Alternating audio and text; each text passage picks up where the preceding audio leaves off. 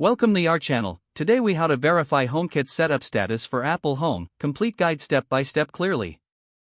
To verify your HomeKit setup status for Apple Home, start by ensuring your iPhone or iPad is updated to the latest version of iOS. Open the Home app on your device. Tap on the Home icon located in the upper left corner of your screen. Select Home Settings from the drop-down menu. In the Home Settings menu, look for the Home section. Check the HomeKit setup status indicated under the home name.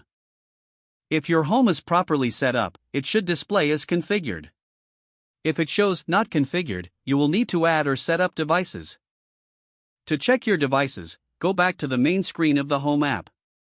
Scroll through your list of accessories to identify their status. Devices should appear online with a green indicator if they are connected.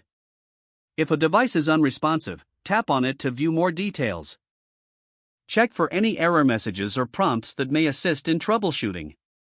To ensure everything is working, you can attempt to control the devices through the Home app. If problems persist, visit the Home Settings menu again. Select Home Prefs and ensure it is set up with your Apple ID. If you encounter any issues, consider resetting the home configuration. Go to Settings on your device and tap on your Apple ID at the top of the menu. From there, select iCloud and ensure Home is toggled on. Wait a few moments for the settings to sync across all devices. After verification, you may want to test automations and scenes created in the Home app. Finally, if everything is set correctly, you should be able to control your HomeKit devices seamlessly. If the page does not load, refresh the browser or try again in a private or incognito window. Make sure you are using the correct email address, then retype it carefully to avoid small typos.